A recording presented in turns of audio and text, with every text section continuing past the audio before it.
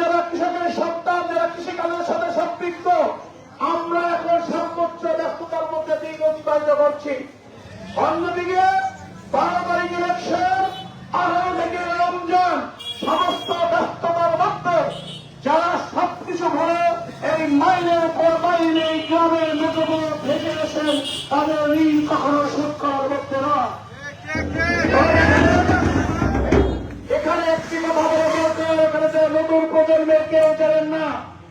আমি যেখানে দাঁড়িয়ে কথা বলছি, এখানে আগেও দাঁড়িয়ে কথা বলতাম, তখন এই দোকানের এই অংশটা ছিল না।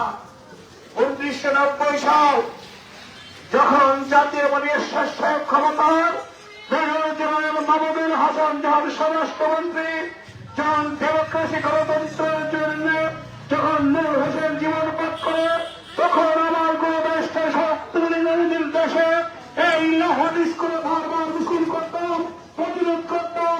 যে কারণে আমার বিরুদ্ধে মামলা হয়েছিল, আমার সাথে অনেকের বিরুদ্ধে মামলা হয়েছিল। তার মধ্যে একজন সূর্য মল্লিক ভাই, যাকে গ্রেপ্তার করা হয়েছিল।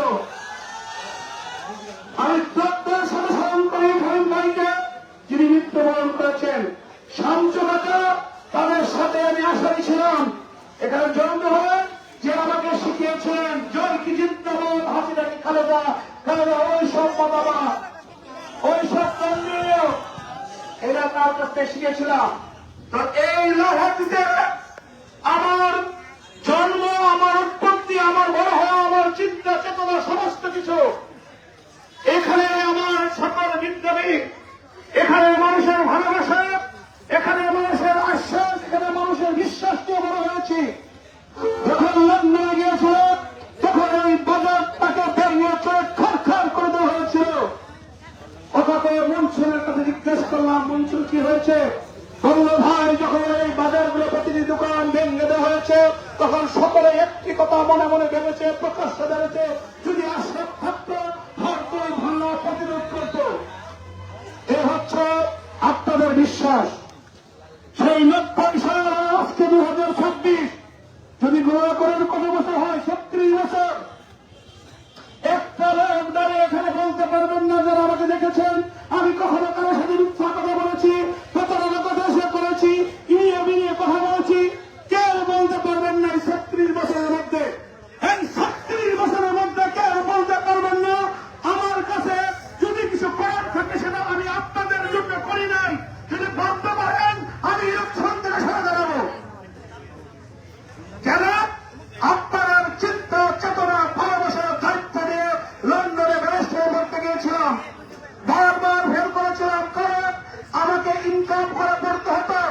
বারবার ফেল করেছিলাম, কারণ ওই ইনকাম করার টাকা পাঠিয়ে আমার ভাই বোনদের লেখাপড়া করানো হতো। কারো কাছে কখনো 1 পয়সা হাত পাতিনি, হাত পাতার প্রয়োজনে ফিল করিনি। পরিশ্রম করে বড় হয়েছি, ভাই বোনকে বড় হয়েছি। পাশাপাশি এলাকার কারো যদি কোনো প্রয়োজন হতো, আমাকে যদি বলতো, সেটার পাশে দাঁড়িয়েছি। হিসাব দিতে চাই না, দুঃখে মনটা ভারাক্রান্ত হয়ে যায়। খাবার বাঁধবো, প্রিয় জায়গা মনে করে ওখানে নিজে দাঁড়িয়ে নিজের উপার্জিত কষ্ট অর্জিত টাকা দিয়ে একটি বিলবোর্ড লাগিয়েছিলাম। এখানে অনেকে রাজনীতি করেন, রাজনীতি দলের মধ্যে সম্পৃক্ততা থাকেন, বিভিন্নভাবে ইনকাম করেন, কিন্তু আপনারা প্রত্যেকটা লোক সাক্ষী দেন তো, আপনাদের সন্তান কারো কাছ থেকে রাজনীতির নামে 5টা পয়সা করে নিয়েছে কিনা? আপনারা বলেন, যারা আমার কাছে গিয়েছেন, মামলা মোকদ্দমায় কত টাকা দিয়েছেন, আর আমি কি করেছি? সেই কষ্ট অর্জিত উপার্জিত টাকা দিয়ে আমি লিফলেট করি, পোস্টার করি, ওই বিলবোর্ড বানিয়েছি, নিজে দাঁড়িয়ে সারা রাত কষ্ট করে লাগিয়েছি। যখন আমার এলাকার ছেলে, আমার এলাকার ভাইয়েরা যখন ওইটা বেয়ে পুড়িয়ে দিল, তখন হৃদয় খর হয়ে গেল। এবছর আমাকে টাকা দিবে। সেই 1990 সাল থেকে আওয়ামী লীগের রাজনীতির সাথে সম্পৃক্ত ছিলাম। লন্ডনে ব্যারিস্টারি করে 14 সালে এসে অ্যারেস্ট হয়েছি। এখানে আপনারা হাজার হাজার মানুষ একত্রিত হয়েছিলেন, আমাকে সম্বর্ধনা দিবেন, আমি সেই ঋণ ভুলি নাই। তাই প্রতি মুহূর্তে, প্রত্যেকটা সেকেন্ডে আপনাদেরকে স্মরণ করি। সেই 2014 থেকে 18 এই নাগরপুর দেওয়ালের প্রত্যেকটি বাড়িতে না হলে প্রত্যেকটি গ্রামে ঘুরে ঘুরে দেখেছি কোথায় কি প্রয়োজন 18তে মনোনয়ন চেয়েছিলাম। এটা কোন অপরাধ না যে এত ছোটবেলা থেকে রাজনীতি করে জেল খাটি, বিনিময়ে কি বনাম ওই ভাড়া করে একটিত হাজি মকবুলের ছেলেটা পরিকল্পিত ভাবে আমাকে মেরে ফেলার জন্য থানা ওসি ওই এসপি সন্তান থেকে আরম্ভ করে সুসংগঠিত বাহিনী করেছিল। যারা আমি আপনাদের সরকার আপনাদের ভাই আমাকে যদি মেরে ফেলা হতো আজকে এই মরকার ভোট যেতে পারতাম না। দ্বিতীয় আশরাফ এখান থেকে জন্ম নিত না। আপনাদের কাছে বলি এবং আপনাদের সন্তানদের জন্য বলি, আমার বাবাকে আপনারা সবাই চিনেন, আমার মাকে আপনারা চিনেন।